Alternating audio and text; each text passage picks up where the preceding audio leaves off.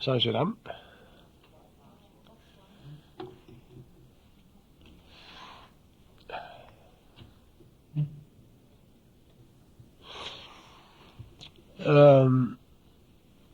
La psychologie évolutionnaire est basée sur le principe de la réduction de l'ego. Quand je dis réduction de l'ego, je veux dire participation volontaire de l'homme à une communication télépathique avec le plan mental.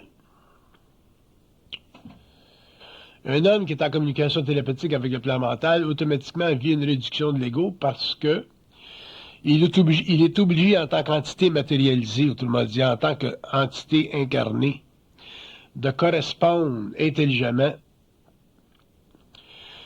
avec des intelligences qui font partie d'un autre ordre, d'un autre monde, d'une autre dimension. Et ce phénomène-là crée une réduction de l'ego dans ce sens que il permet à l'ego de transcender sa nature psychologique, comme il permet à l'entité d'humaniser son lien avec le mortel. Le phénomène lui-même, dans sa dimension occulte, doit éventuellement se cristalliser, c'est-à-dire doit éventuellement se stabiliser pour que l'ego puisse en bénéficier. Si l'ego ne bénéficie pas du contact télépathique avec une entité sur le plan mental, à ce moment-là, ben, il est très magnétisé, il devient magnétisé par l'entité et éventuellement, il perd contrôle de sa conscience personnelle. Si l'ego, par contre, en arrive avec le temps à pouvoir intégrer cette énergie-là, ça lui permet de développer des outils extrêmement avancés concernant la psychologie humaine. La psychologie de l'homme, sa psychologie personnelle, la psychologie de sa civilisation, la psychologie des autres qui évoluent autour de lui. Donc, ça permet à l'ego éventuellement de connaître et de comprendre ou de percer, si vous voulez, le mystère du phénomène de la conscience. Parce que la conscience pour l'être humain, c'est un mystère. La conscience pour la science, c'est un mystère. Et la raison pour laquelle la conscience est un mystère, c'est parce que la science ou la religion ou les moyens plus ou moins intelligents qu'on a d'investiguer ce phénomène-là n'ont pas encore réalisé que le rapport psychologique avec le plan mental doit être fondé sur une sorte d'acquiescence de l'ego à être habité par une intelligence qui appartient à un autre monde. Et le concept de l'habitation, ça trouble l'esprit humain, surtout l'esprit moderne. L'esprit ancien, l'esprit tribal, pour l'esprit tribal, le concept de l'habitation, c'était naturel. Pour les Indiens, par exemple. Mais pour l'homme moderne, pour l'homme civilisé, pour l'homme qui descend du grec, du romain, de la Renaissance, de l'Europe moderne, c'est un concept qui est troublant parce que ça crée chez l'ego l'impression de ne pas avoir le contrôle sur sa vie. Et c'est le contraire qui se passe parce qu'une fois que l'homme prend conscience des autres dimensions de son intelligence, c'est à ce moment-là qu'il peut prendre le contrôle sur sa vie parce qu'il peut en comprendre la programmation. Il peut aussi comprendre les effets extrêmement subtils qu'ont sur sa conscience les plans, ou les entités, ou les guides spirituels, ou les guides morontiels qui font partie de l'évolution de sa conscience. On ne peut pas comprendre le phénomène de la conscience humaine si on ne côtoie pas, psychologiquement ou psychiquement, les entités qui structurent mentalement le moi. Donc, les entités qui sont à l'origine de nos manières de penser. Et comme le phénomène de la pensée demeure aujourd'hui encore, même à la fin du 20e siècle, un phénomène extrêmement obscur, qui est simplement perçu comme une réalisation psychologique, un phénomène personnel,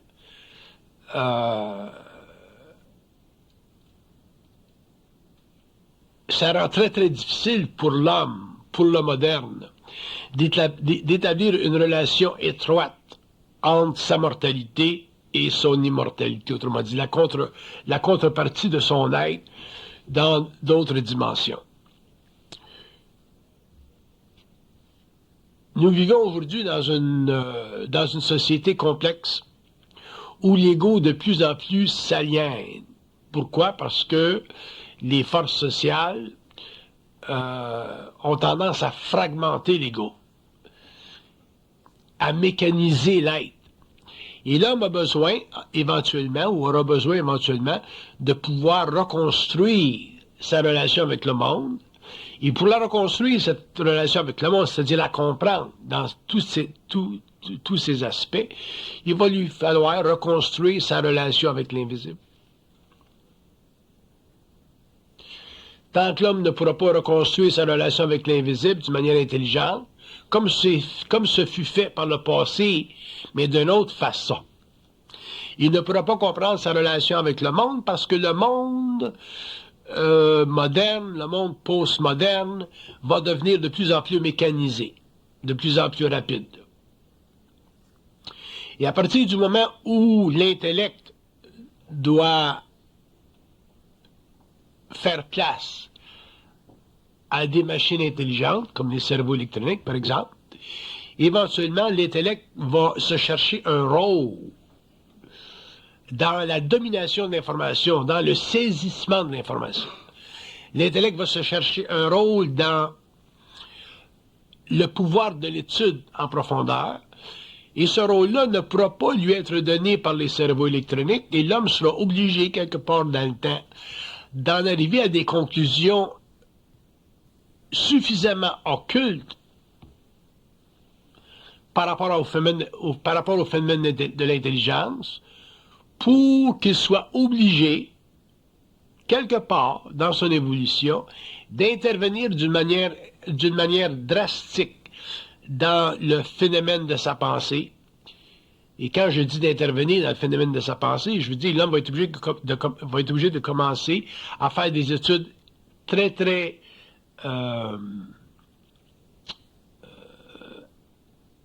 impersonnelles de sa pensée. Et c'est à partir de ces études impersonnelles-là qu'il va en arriver finalement à comprendre que la pensée est une manifestation très occulte d'un langage qui est, d'une manière très rigoureuse, concentré sur un plan qui ne fait pas partie de l'expérience psychologique de l'ego. Et ceci va créer chez l'ego, chez l'homme, un bouleversement au début parce que l'homme va être obligé de faire un pas en arrière et en même temps faire un pas en avant. Il va être obligé de faire un pas en arrière dans le sens qu'il va être obligé de commencer, même s'il est moderne, à prendre conscience du monde des esprits, et en même temps, il va être obligé de faire un pas en avant, dans ce sens qu'il va être obligé d'en arriver éventuellement à contrôler le monde des esprits, ce qui n'a pas été fait pendant l'évolution. Si le monde des esprits avait été contrôlé pendant l'évolution, le moderne aujourd'hui serait très avancé en psychologie évolutionnaire, et l'homme aurait une très très grande faculté d'organiser son mental et de comprendre la vie et de comprendre par voyance et transparence psychique l'homme, les événements de la vie, les événements des nations et techniquement les événements futurs ou présents de sa civilisation. Où va la civilisation moderne? L'homme peut le présupposer, il peut le projeter, mais il ne peut pas le savoir parce que la civilisation moderne est fondée sur des structures qui appartiennent à d'autres temps. Des structures qui, avec le temps, vont se matérialiser et qui vont donner, dans notre expérience planétaire, des composantes avec lesquelles on pourra plus ou moins s'habituer, dépendant de notre mentalité. Si l'homme, par contre, est conscient, s'il a une psychologie évolutionnaire, s'il a une psychologie qui lui permet de comprendre les forces actives derrière la forme, il pourra facilement s'adapter à n'importe quelle forme de civilisation qui puisse dans l'avenir venir et ne pas être aliéné. Le problème d'aliénation aujourd'hui est très grave, il est très grand. C'est pour ça d'ailleurs qu'il y a tant de suicides. Le suicide, c'est l'ultime forme de l'aliénation et c'est le point dans l'évolution de l'âme où il y a intersection inconsciente entre le mortel et le plan astral. Le suicide n'est pas une exécution du plan mental, c'est une exécution du plan astral. Et comme l'homme n'est pas conscient du plan astral, n'est pas conscient des entités sur le plan astral, n'est pas conscient des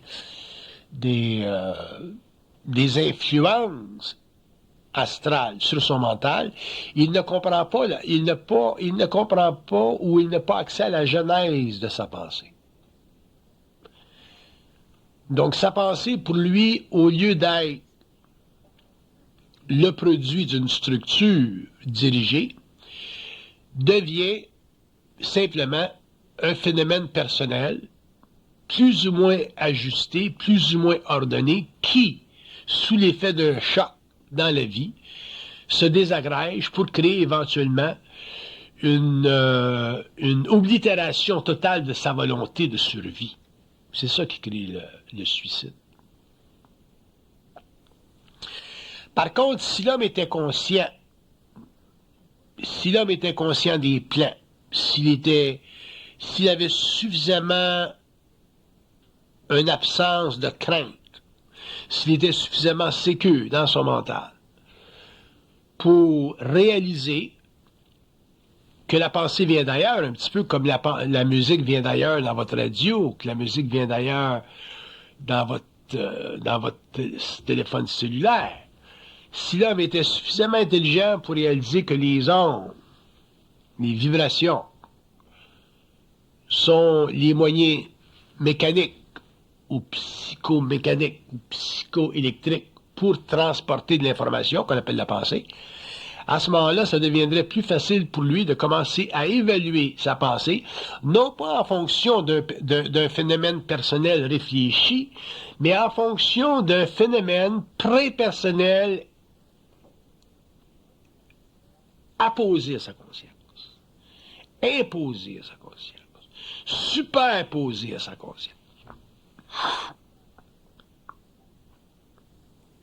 De sorte que si l'homme avait des pensées un peu disconnectées, disjointes, des pensées non intelligentes, des pensées qui le frustrent, des pensées qui l'agressent, des pensées qui le diminuent,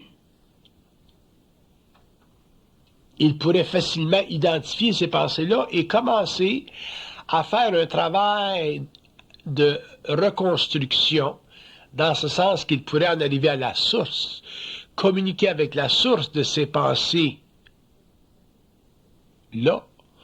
pour éventuellement interférer, arrêter, mettre un frein à cette magnétisation de son mental, pour en arriver finalement à développer une conscience mentale identique à sa réalité, c'est-à-dire une conscience mentale fondée sur sa réalité personnelle et sa réalité prépersonnelle.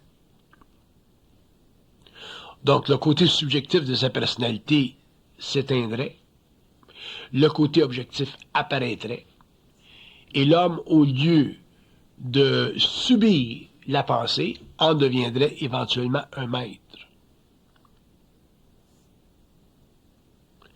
Devenant maître de sa pensée,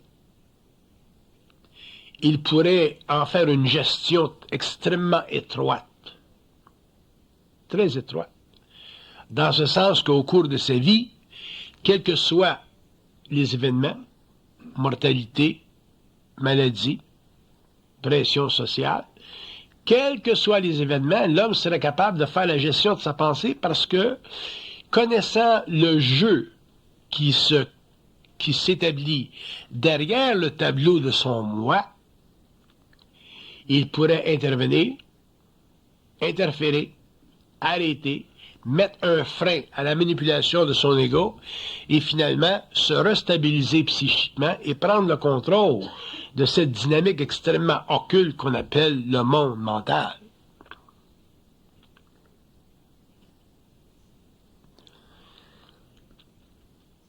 Maintenir comme le philosophe français Descartes l'avait maintenu que je pense donc je suis, ce n'est pas une réflexion intelligente. C'est simplement une réflexion mécanique. Un homme conscient ne peut pas dire « je pense donc je suis ». Parce qu'en disant « je pense donc je suis », il est obligé de questionner l'origine de celui qui dit « je suis », et à ce moment-là, il est obligé de reconnaître que le « je suis » ne vient pas du plan matériel. Si le « je suis » ne vient pas du plan matériel, il vient d'un autre plan, soit astral ou mental, et à ce moment-là, étant l'expression d'une existence quelconque, il est obligé d'aller plus loin pour en révéler l'origine. Donc, si l'homme conscient entend dans sa tête « je pense donc je suis », il a le droit de dire « mais je suis quoi » ou « tu es quoi ». Et à ce moment-là, il aura des réponses qui commenceront à défaire l'architecture mentale subjective de cette philosophie-là pour en arriver finalement à décomposer le phénomène de la pensée. Et une fois qu'il aura décomposé le phénomène de la pensée, il commencera à reconstruire une nouvelle architecture où le je disparaîtra et il entrera en communication télépathique utilisant simplement le tu pour communiquer. Donc, à partir du moment où tant que l'homme utilisera le je dans sa tête, il sera dans une conscience expérimentale. Et quand l'homme utilisera le tu dans sa tête, il aura une conscience évolutionnelle. Donc, en utilisant le je dans sa tête, il utilise une méthode de communication qui est totalement aveuglée et aveuglante pour son ego, parce que cette méthode-là ne lui permet pas de reconnaître qu'il est habité. En utilisant le tu dans sa tête, il est obligé de reconstruire la dynamique psychologique de son moi, l'architecture de son moi, la structure de son moi, pour en arriver finalement à reconnaître qu'il est en contact avec un autre moi, une autre partie de lui, qui est sur un autre plan, dans une autre dimension, qu'on appelle la dimension mentale, pour ceux qui sont en communication avec le plan mental, ou la dimension astrale, pour ceux qui sont en communication avec une dimension astrale, où les esprits s'amusent avec l'homme au détriment de sa conscience personnelle.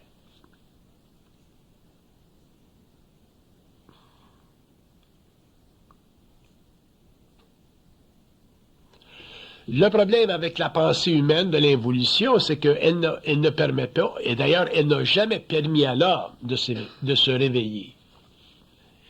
Elle a permis à l'homme de méditer. Elle a permis à l'homme de supposer ou de présupposer des mondes spirituels. Elle a permis à l'homme de réfléchir sur des possibilités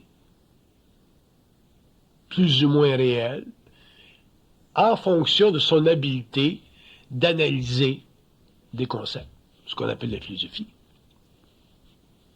Mais l'homme a besoin beaucoup plus que ça, parce qu'il a besoin éventuellement d'en arriver à constater la genèse de sa réalité, c'est-à-dire il faut qu'il en arrive éventuellement à pouvoir dominer dans son mental l'exécution psychologique des architectures de son moi pour pouvoir finalement avoir une maîtrise sur son moi et les jets, donc la pensée, qui stimule constamment sa mentalité pour lui donner la science ou la préscience ou la connaissance ou la sensation de son existence.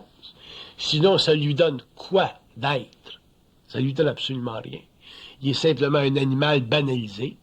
Il est simplement un animal marginalisé.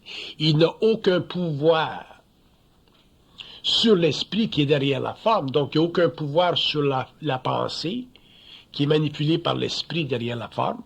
Et à ce moment-là, il a une conscience expérimentale parce qu'il n'est pas capable, en tant qu'être, de dominer sa programmation planétaire. Les souffrances qu'on vit dans la vie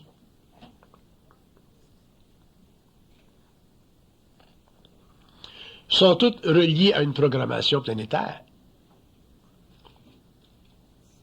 Cette programmation planétaire-là, éventuellement, elle ne doit pas cesser, parce qu'elle ne peut pas cesser, elle fait partie de l'incarnation. Mais l'homme doit en arriver éventuellement à la maîtriser. Pourquoi aujourd'hui on vit mieux qu'avant, techniquement? Parce qu'on a maîtrisé la matière. La science est le plus grand événement dans l'évolution de l'humanité.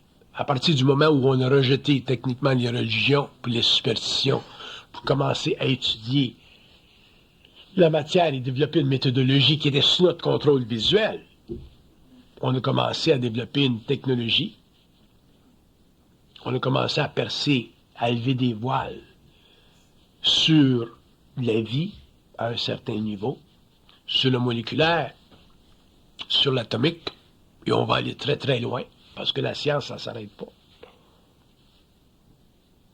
Mais sur le plan psychologique, sur le plan psychique, on n'a rien fait, parce qu'on a été trop occupé à étudier le matériel ou à rejeter le spirituel. On a passé des siècles à s'ingurgiter des concepts spirituels. Finalement, on a fait une révolution. Et sur le plan intellectuel, mais sur le plan de la méthode, c'est la même chose. On est tellement magnétisé aujourd'hui par la science, la technique, qu'on n'a pas le temps encore. On ne prend pas le temps nécessaire pour regarder ce qui se passe dans notre tête. Non pas d'après les psychologues ou les psychologies mécanistes ou les philosophies mécanistes, mais par rapport à soi, ce qu'on sait, ce qu'on intuite, nous, les hommes, en tant qu'individus.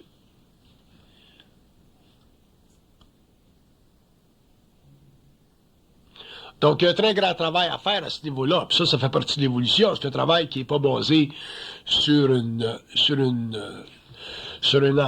agenda chronologique. Ça fait partie de l'évolution. Ça, c'est comme la descente de l'homme dans la matière. Ça fait partie de l'évolution. Ça a pris des siècles, puis des siècles, puis des millénaires, puis des millénaires. Puis là, on arrive à un tournant. On est arrivé à la pointe, au fond du V, puis là, on remonte. Où est-ce qu'on va aller? Ça, c'est le temps qu'il va nous le dire. Mais définitivement, il y a un mouvement vers le haut. La pointe du V, on l'a frappé en 69. Puis là, on commence à remonter. Puis on l'a frappé en 69 parce qu'en 69, l'homme est venu en contact télépathique avec le plan mental. Il y a des êtres sur le plan matériel qui ont vécu des fusions, qui ont vécu des interconnexions extrêmement rigides pour ce temps-là, avec des entités qui évoluent dans d'autres mondes. Et l'intégration de ces énergies-là a permis finalement à l'homme de développer ce qu'on appelle une psychologie évolutionnaire, c'est-à-dire une psychologie qui permet à l'homme de connaître l'invisible et automatiquement de comprendre le phénomène de la vie incarnée sur la Terre, donc la programmation. L'homme ne peut pas indéfiniment dire, bon, mais où est-ce que je viens, où est-ce que je suis, où est-ce que je m'en vais. Ces questions philosophiques-là font partie de son ignorance, font partie de sa stupidité intellectuelle, ou font partie des stupeurs religieuses ou spirituelles ou de l'évolution. L'homme, éventuellement, faut qu'il en arrive à savoir ce qui se passe au niveau de sa conscience. Sinon,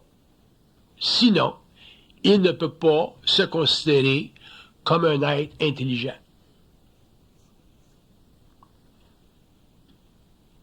Et quand je dis intelligent, je dis qu'il a l'intelligence de sa conscience. C'est pas parce qu'un homme a un PhD en mathématiques qu'il est intelligent. Il a une grande mémoire, il a une grande faculté pour structurer des concepts, travailler avec des concepts. Mais cette forme d'intelligence-là, c'est une intelligence mécanique qui peut être remplacée par un computer. Où l'homme devient réellement intelligent, c'est quand il a l'habilité interne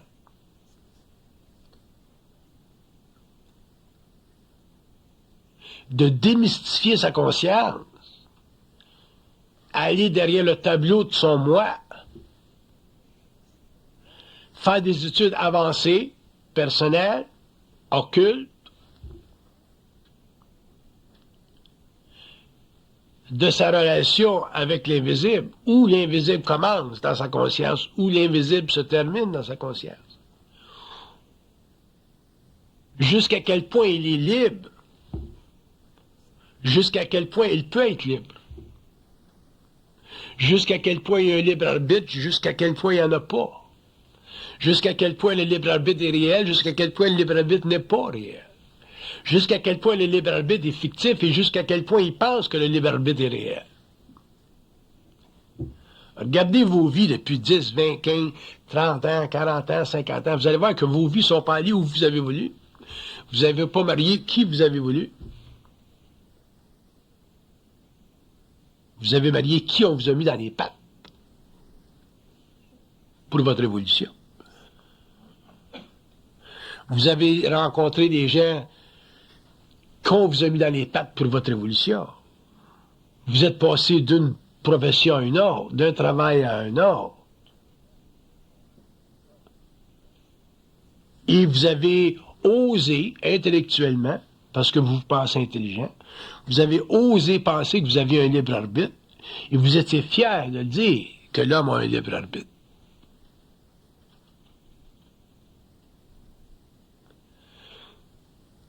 Parce que vous avez présupposé que votre libre arbitre, c'était de la liberté, alors que votre libre arbitre, c'est simplement une façon pour vous, en tant qu'égaux, de stimuler votre indépendance dans un monde qui, techniquement, n'apparaît pas être coordonné à partir des autres mondes. Pour vous donner la paix d'esprit. Pour que dans le sommeil de votre conscience, vous puissiez être bien avec l'impression d'être libre, alors que l'homme n'est pas libre. L'homme sera libre quand l'homme comprendra les fondations de sa conscience. L'homme sera libre quand il aura accès à la genèse de sa conscience. L'homme sera libre quand il saura que les ondes qui passent par son cerveau viennent d'ailleurs et ne font pas partie de sa radio. Et j'ai toujours pris l'exemple de deux sortes de citoyens. Le citoyen qui vit dans une condition tribale en Afrique et qui devient témoin d'une radio, lui, on peut lui permettre, à cause de sa condition sociale, sa condition évolutive, de dire que, oh, la radio parle, c'est de la magie. Il regarde la radio, là, puis c'est la radio qui parle, ça va pas plus loin que ça. Mais si tu amènes une radio à New York ou à Montréal, il n'y a pas un gars qui va dire que c'est la radio qui parle. C'est les ondes qui rentrent dans la radio et qui font vibrer quelque chose. Ça, les ondes viennent d'ailleurs. C'est la même chose pour la pensée. Puis tant qu'on n'aura pas réglé le problème philosophique de la radiophonie mentale de l'homme, qui est le phénomène de la pensée, on demeurera des êtres extrêmement tribales, même si on est très, très avancé en sciences matérielles. Mais pourquoi est-ce qu'on a de la difficulté avec ce concept-là? C'est parce qu'on est orgueilleux. Qu'est-ce que c'est l'orgueil? L'orgueil, c'est un contrôle mental exécuté par le plan astral pour empêcher de l'homme de savoir comment fonctionnent les mondes occultes. Parce que dans les mondes occultes, il y a des structures de pouvoir, de la même façon qu'on a sur le plan matériel des structures de pouvoir. D'ailleurs, les structures de pouvoir sur le plan matériel découlent des mondes occultes. Un homme qui a l'illusion du pouvoir, qui vit l'illusion du pouvoir, qui veut imposer sur les autres le pouvoir, est déjà astralisé par des mondes qui utilisent le pouvoir contre lui. Alors qu'un homme qui serait libre n'utiliserait pas le pouvoir contre l'homme parce qu'il n'y a pas d'entité sur les autres plans qui utilise le pouvoir contre lui. Donc, à partir du moment où un homme utilise le pouvoir contre l'humanité à n'importe quelle échelle, il est astralisé. Et si on pousse ça à des extrémités, ben on finit par des phénomènes sociaux de grande envergure, comme Hitler, par exemple, ou les hommes qui ont voulu dominer l'humanité parce qu'ils étaient trop poussés par le pouvoir occulte, dont ils ne connaissaient pas les ramifications. Et même aujourd'hui, nos psychologues, nos historiens, les gens qui font l'étude du mouvement nazi en Allemagne, qui techniquement est un grand mouvement sur le plan historique parce qu'il a eu des conséquences abominables, les gens, très peu de personnes sur la Terre savent ce qui s'est passé en Allemagne. Très peu de personnes connaissent ou comprennent le phénomène hitlérien. On a tendance à blâmer le bonhomme, l'homme, le personnage Hitler, mais on n'a pas conscience des forces occultes derrière l'homme, derrière l'incarnation, qui étaient responsables pour la domination de cet homme-là, pour en faire un rejeton de ce qu'on appelle les forces maléfiques sur la Terre.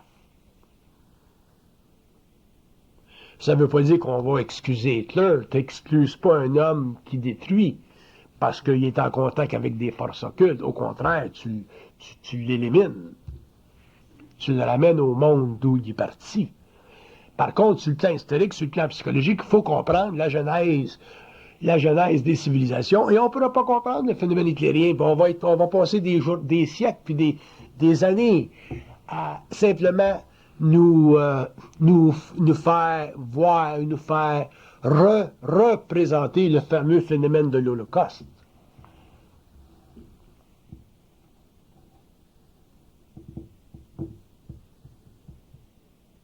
Et il y en a combien d'hommes comme ça dans le monde? Hitler, c'en était un. Staline, c'en était un autre. Idi Amin, c'en était un autre. Puis il y en a dans nos familles du monde de même. Il y en a dans nos sociétés du monde de même. Il y en a dans nos corporations des hommes comme ça. Parce que, comme on dit en anglais, man is driven. L'homme est poussé par des forces dont il ne connaît pas l'origine. C'est une grande mission historique, mais ça finit comme des gars comme Hitler. Puis s'il y a une petite mission historique, ça finit comme les gars qui battent leurs femmes. Ou qui tuent. Ou qui cannibalisent les hommes comme Dahmer aux États-Unis. Fait que si vous voulez comprendre le phénomène humain, vous allez être obligé un jour de faire un saut en hauteur.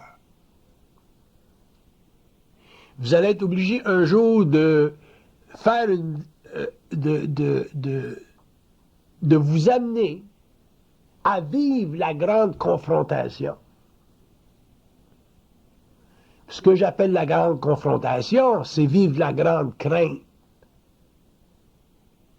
La grande crainte de quoi? La grande crainte de pouvoir possiblement être en contact avec d'autres mondes, un autre monde, dont vous n'aurez pas au début la maîtrise, dont vous ne connaîtrez pas au début l'essence, dont vous ne comprendrez pas au début l'agenda, parce que vous n'aurez pas suffisamment d'expérience occulte. Mais au moins, ça vous permettra de commencer quelque part. Mais si vous ne commencez pas quelque part, vous irez nulle part dans votre vie en ce qui concerne l'évolution de votre moi, de votre conscience, la compréhension de votre vie. Puis la compréhension des mécanismes obscurs qui structurent non pas simplement votre vie personnelle, mais la vie des milliers d'individus, la civilisation, les guerres, les famines, ici. Fait que vous serez à ce moment-là simplement un individu aliéné, un numéro, parmi une grosse masse, vous n'aurez aucune identité. Et vous continuerez à penser en jeu pour le restant de vos jours parce que c'est en utilisant le jeu que l'invisible impose son pouvoir psychologique sur l'ego. Un homme conscient ne peut pas, avec toute la volonté au monde, penser en termes de jeu. Aussitôt que s'allume sa pensée, le tu devient le seul moyen d'intercommunication avec les autres plans. Sinon, il ne pense pas. Donc c'est très grave, mais c'est très subtil. La nuance entre la finitude de la personnalité et la conscience infinie de l'homme, la nuance, elle est très, très ténue. C'est quasiment comme un film à travers lequel on passe ou on passe pas. Il est extrêmement rigide parce qu'il est constitué, ce film-là, d'une crainte fondamentale chez l'homme, qui est la peur de devenir fou.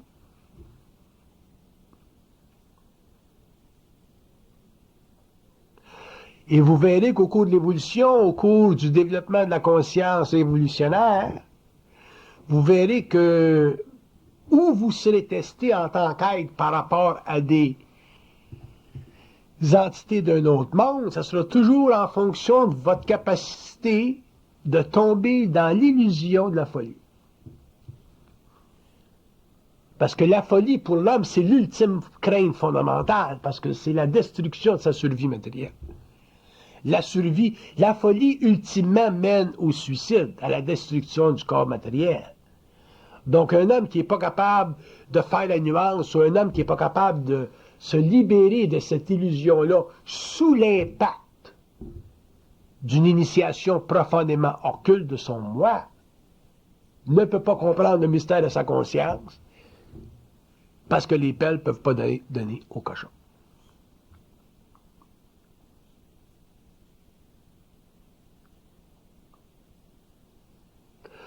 Et c'est pas que les perles ne peuvent pas être données aux cochons parce que les cochons n'ont pas de valeur.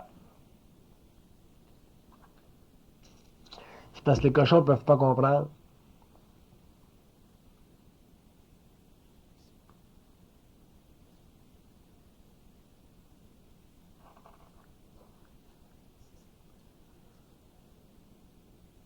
C'est pas que l'information est retenue et que seulement les initiés y ont accès. L'information est là, elle est dans le monde. Mais les hommes ont peur de transiger avec ce qu'ils ne connaissent pas.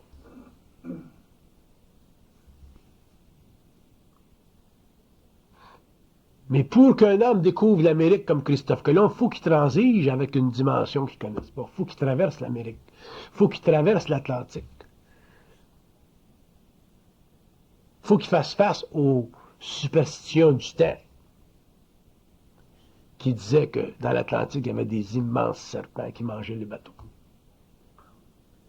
Si l'homme n'est pas capable de contrôler ses craintes fondamentales qui font partie des vertus astrales de sa conscience involutive, il ne peut pas commencer à structurer son moi et à faire de lui-même, avec son propre talent personnel, un modelage à la mesure de sa propre lumière. Donc l'homme n'est pas capable de sculpter lui-même, il ne se sculpte pas. C'est la société qui le sculpte. C'est la civilisation qui le sculpte. Autrement dit, ce sont les forces extérieures qui dominent sa conscience, donc qui sont responsables de son ignorance, alors que lui, s'il était en conscience évolutionnaire, c'est-à-dire s'il avait un certain niveau d'intégrité mentale, il pourrait lui-même se sculpter. Ce que je veux dire par se sculpter, je veux dire qu'il donnerait à son être-té les facettes qu'il veut bien lui-même se donner en fonction de sa puissance créatrice et non en fonction des réflexions astrales créées dans son ego par les religions, les institutions et les philosophies qui ont dominé l'évolution depuis des siècles et qui ont donné à l'homme ce qu'on appelle les rudiments d'une civilisation matérialiste ou spirituelle.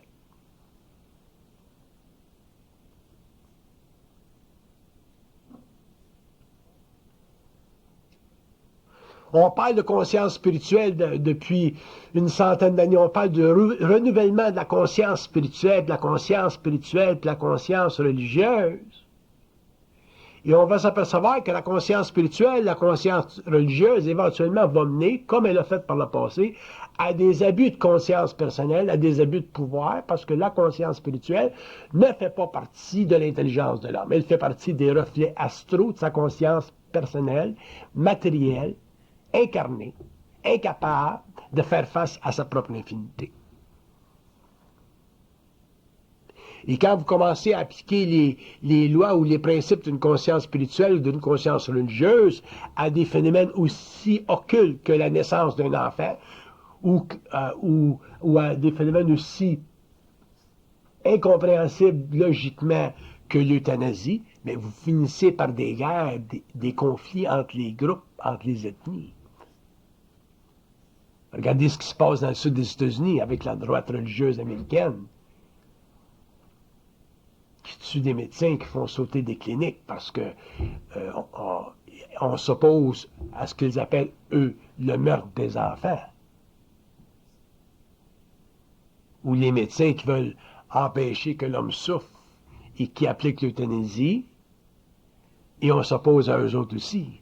Autrement dit, l'astral religieux, l'astral spirituel va toujours défaire les efforts de l'intelligence humaine de se libérer de la programmation planétaire.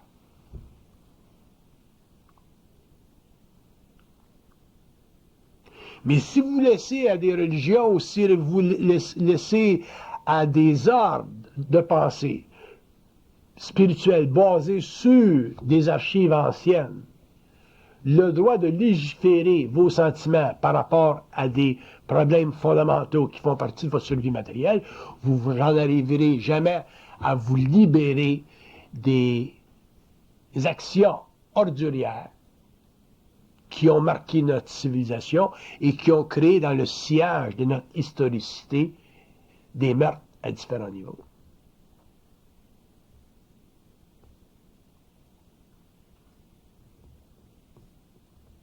Il y a eu combien de guerres au nom des religions? Regardez les Templiers qui sont allés en Afrique du Nord au 12e siècle, qui ont tué au nom du Christ. La guerre des religions qui dure jusqu'à aujourd'hui. Les conflits au niveau des concepts religieux ou spirituels qu'on voit aux États-Unis. Et ça finit pas parce que c'est basé sur la psychologie animale de l'homme. Regardez ce qui se passe dans les pays d'Afrique du Nord. Quand on fanatise une religion comme l'islamisme.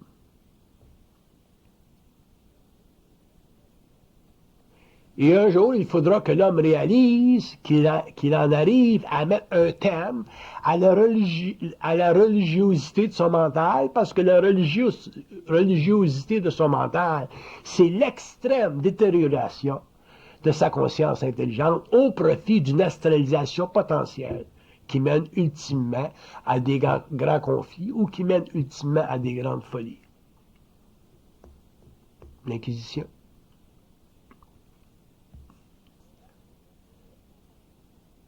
Un être humain ne peut pas penser en fonction des doctrines d'une humanité évolutive.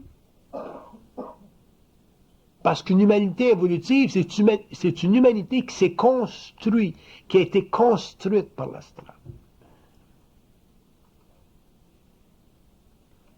Alors qu'une humanité évolutive, dans une humanité évolutive, l'homme, l'individu se construira lui-même.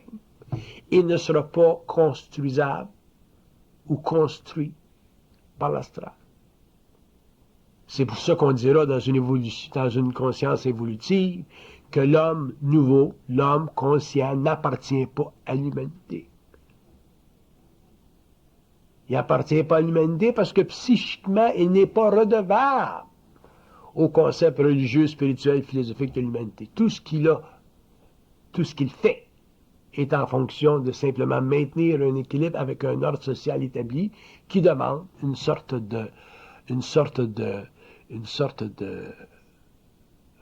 d'harmonie. Quand il y a une lumière rouge, t'arrêtes. C'est pas grave, ça arrêter une lumière rouge. C'est normal. Ça protège l'autre conducteur. Le respect des lois, c'est pas un problème. C'est toujours à l'avantage de l'homme. Enlevez les polices dans la rue, vous allez voir que vous allez être content d'y revoir, les polices. Mais quand vous traitez avec des notions, des idées, des concepts, des idéologies qui vous sont imposées, qui vous ont été historiquement imposées par vos cultures, par votre éducation, notions ou idéologies que vous n'êtes pas capable de refouler parce qu'elles ont instillé en vous ou installé en vous des manières de penser trop subjectives, des manières de penser qui n'avaient aucune force intérieure. À ce moment-là, vous êtes prisonnier pour le restant de vos jours. Puis c'est là qu'on a des conflits ethniques, des conflits interraciaux, des conflits entre les peuples, des conflits entre les hommes. Alors que sur une base purement consciente, l'homme ne vit aucun conflit avec l'homme quand il est conscient.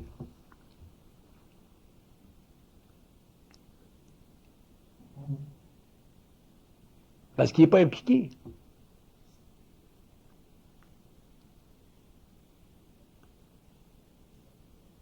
Et il ne communique ses idées qu'avec des hommes qui sont sur la même longueur d'onde que lui, donc il n'y a pas de problème de communication. Fait qu'un homme conscient garde ses idées pour lui, puis il ne parle qu'à un homme conscient. S'il n'y a pas d'homme conscient autour, mais il garde ses idées pour lui, puis il fait ses affaires. Fait qu'il n'y a pas de problème.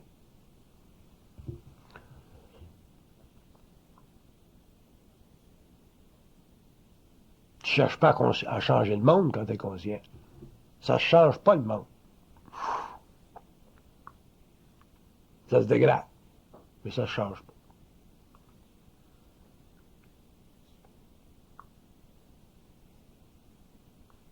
Changer un mal pour un mal, c'est pas changer.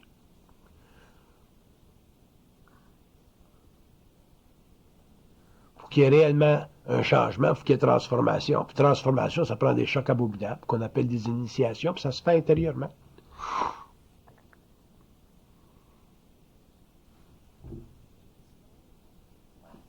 Il faut que l'homme se sculpte lui-même. Il ne peut pas être sculpté par les autres. Tu ne peux pas être sculpté de l'extérieur. Il faut que tu te sculptes toi-même. Tu deviens ton propre Bernini. Si vous n'êtes pas capable de vous sculpter vous-même, c'est-à-dire, vous octroyez le droit de penser d'une certaine façon, qui n'est pas le produit d'une influence extérieure, et qui vous permet de réaliser que, hop, vous êtes intelligent, hop, vous comprenez ici, hop, vous comprenez ça. À ce moment-là, vous ne vous donnerez jamais la joie de reconnaître que vous l'êtes. Et si vous n'avez pas la joie de reconnaître que vous êtes intelligent, mais vous faites partie de l'évolution, puis techniquement, vous faites dur. Attendez pas que quelqu'un vous le dise. C'est pas à l'université qu'on va vous le dire que vous êtes intelligent. Parce qu'à l'université, on veut vous imposer des doctrines. On ne va pas vous dire que vous êtes intelligent. On va vous dire que vous avez fait un bon devoir, que vous avez fait une bonne recherche. On va vous donner un A. Mais allez pas trop loin. Contestez pas trop l'autorité.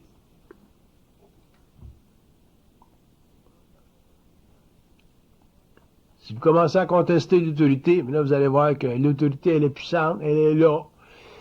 Puis elle va tout faire pour garder son territoire. C'est pour ça qu'un être conscient ne conteste rien. Il n'y a rien à contester. Parce qu'il se structure lui-même.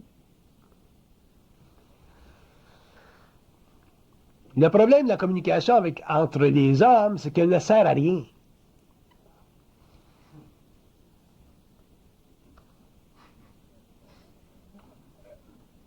La communication entre les hommes ne sert à rien. Elle arrose l'ego. Ça s'arrose. On se lance des fleurs, puis...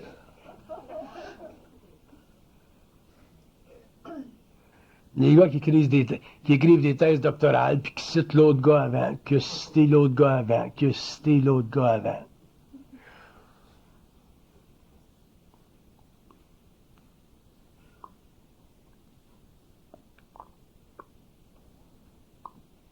J'ai rien contre les thèses doctorales, j'ai rien contre l'accumulation de la mémoire humaine, c'est merveilleux. Mais l'accumulation de la mémoire humaine, ça n'a rien à voir avec la conscience de l'homme. Ça a à voir simplement avec le développement, l'utilisation, la méthodologie de la mémoire humaine mécanique pour la construction des ponts entre les individus, les nations, et ainsi de suite. Ça sert à ça.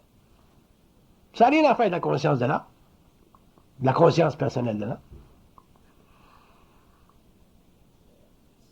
Puis la preuve, c'est que quand vous commencez à parler avec eux autres, ces autres plans, en fonction de ce qu'on connaît, nous autres, de la mémoire humaine, ils vous défont tout ça, une chose après. Une chose après l'autre. Commence à leur parler de l'évolution de l'homme, d'où vient l'homme, comment est-ce que l'homme est créé, qui c'est qui a créé l'homme, c'est quoi le monde des esprits, c'est quoi les esprits de la femme, pourquoi est-ce qu'ils ont créé l'homme, pourquoi est-ce qu'ils ont créé l'âme. Quand est-ce que la première âme a été créée? Pourquoi est-ce qu'elle a été créée, la première âme? La première âme a été créée avec l'énergie du froid ou est-ce que la première âme a été créée avec l'énergie de la chaleur? Ils vont vous expliquer ça. Mais amène pas ça au laboratoire à l'Université de Montréal.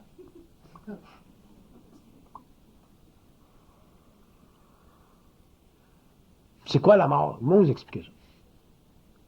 Les structures, les mondes morontiels, les mondes astraux. Ça vient d'où?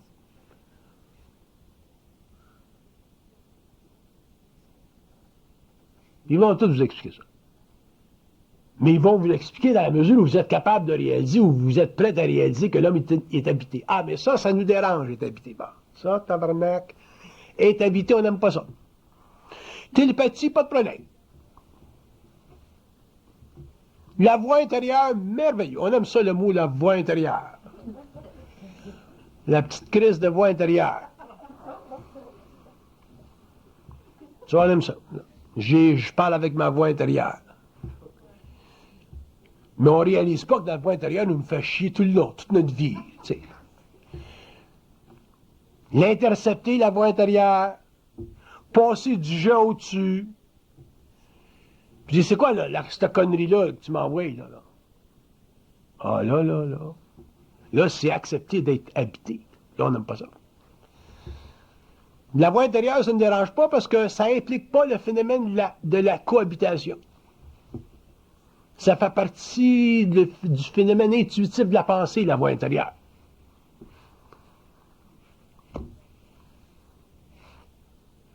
Souvent, tu entends ça à la télévision. J'ai entendu ça même à la télévision. Un gars, il dit, j'ai une petite voix qui me dit que. Il n'y a pas de problème. Une petite voix qui me dit que, c'est sa petite voix à lui. Du moment que c'est ta petite voix à toi, il n'y a pas de problème. Mais si tu pouvais l'arrêter et dire, hey, c'est pas ta petite voix à toi, c'est la petite voix d'une autre entité, d'un autre monde qui vient de te dire ça, il dit, qu'est-ce que tu viens de dire là? Là, il serait énervé, là. Parce que là, tu commences à tomber dans le domaine merveilleux de la folie.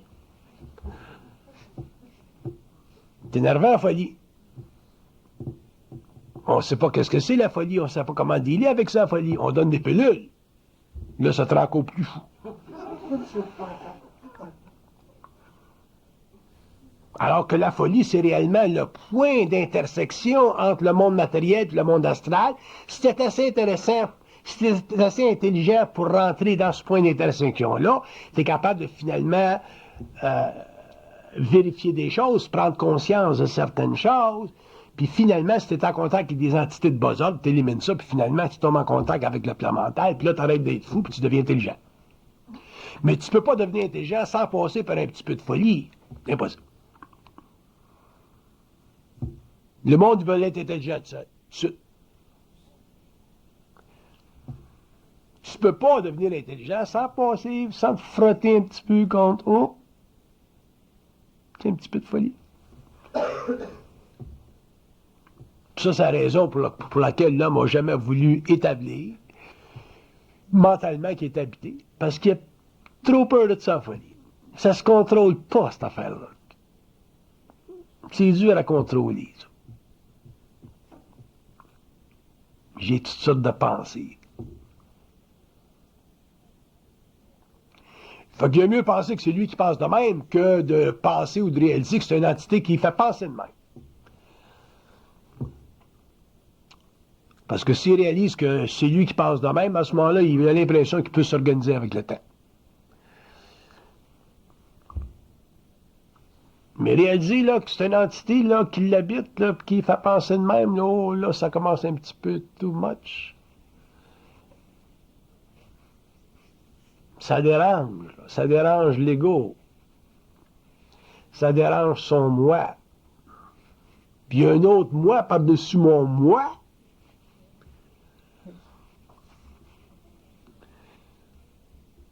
Puis là, un jour, il prend une chance, il dit, c'est qui, toi?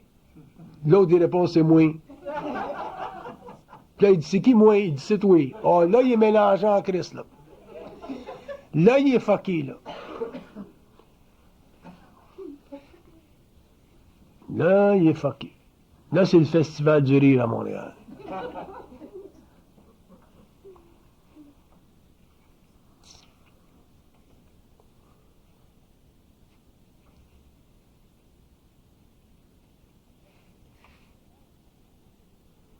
Fait que la psychologie évolutionnaire, c'est une psychologie de... C'est une psychologie de reconstruction du moi, à partir de l'homme. C'est toi-même tout seul qui le reconstruit. Tu ne peux pas le reconstruire avec les outils que l'humanité t'a donnés pendant l'évolution, que tu sois chinois, indien, tibétain, méditatif, ou rationaliste, ou technicien. Tu peux pas. Ça fait partie de l'évolution. Toi, tu ne fais plus partie techniquement de l'évolution. Tu t'en vas vers l'évolution. Évolution, ça veut dire quoi? Ça veut dire le rejet intégral de ce que tu sais. Ah, ben ça, c'est pas le fun pour un égo qui fait des études.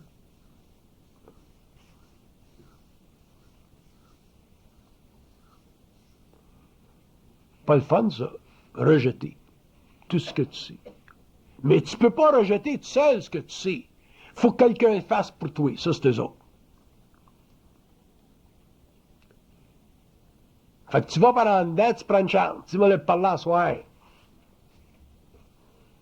Tu vas par en dedans, tu prends une chance, tu dis Dieu, ça existe-tu? Ils disent non. Là, ça t'énerve parce qu'ils viennent de faire vibrer tes colonnes spirituelles. Comment se fait que des esprits vont dire que Dieu n'existe pas? S'il y a du monde qui devrait dire que Dieu existe, c'est bien ça. Donc là, c'est intéressant un petit peu, tu vas plus loin. Tu fais un petit peu comme l'avocat dans le tribunal, tu poses des questions à celui qui est dans la boîte. Puis dépendant de ton niveau de conscience, ta capacité de maintenir le stress psychique avec eux autres, ils vont te répondre, ils vont te parler de tout ça. Tu vas dire, mais pourquoi est-ce qu'on a eu le concept de Dieu? Puis ils vont te le dire, pourquoi. Mais une fois que tu te le dis, si t'es pogné avec ce qu'ils te disent, si t'es capable de supporter ça, bien là, t'avances, puis t'avances. Fait que ça, tu fais ça pendant des années, puis des années, puis des années. Finalement, tu sors de ta propre université. Puis un jour, tu es tellement tourné avec cette vibration-là que quelqu'un te pose une question, tu réponds. Mais toi, tu penses plus. Quand tu penses plus, t'es bien. Quand tu penses, tu souffres. Parce que penser, c'est pas réel. Fait qu'autant pour l'homme penser, c'est le fun, autant pour l'homme conscient, penser, c'est pas le fun. Fait que l'homme conscient remplace la pensée par la télépathie. Sans ça, ben, il a la tête vide comme un poisson. Quand tu as la tête vide comme un poisson, mais tu te reposes, t'es bien. La champlure, elle coule pas toujours chez vous. Quand tu as envie de l'eau, tu tournes la champlure. C'est la même affaire avec eux autres. Tu peux pas être en communication tout le temps. Tu te brûles le cerveau. Quand tu as besoin de l'eau, tu tournes la champlure.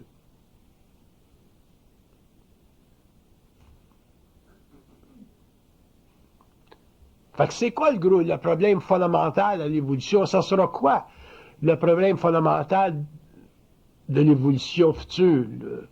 Ça sera quoi le grand obstacle à la psychologie évolutionnaire intégrale de l'homme, au développement de son identité? Ça sera sa capacité de réaliser sans aucune condition qui est habitée. Step number one.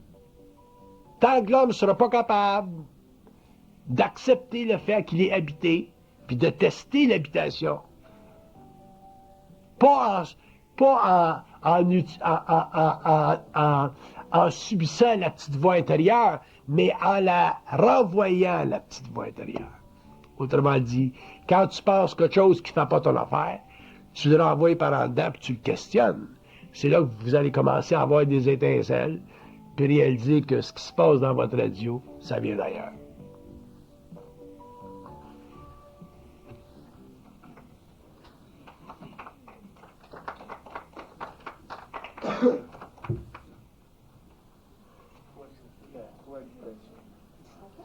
C'est un petit break, il a l'air d'être couché, là.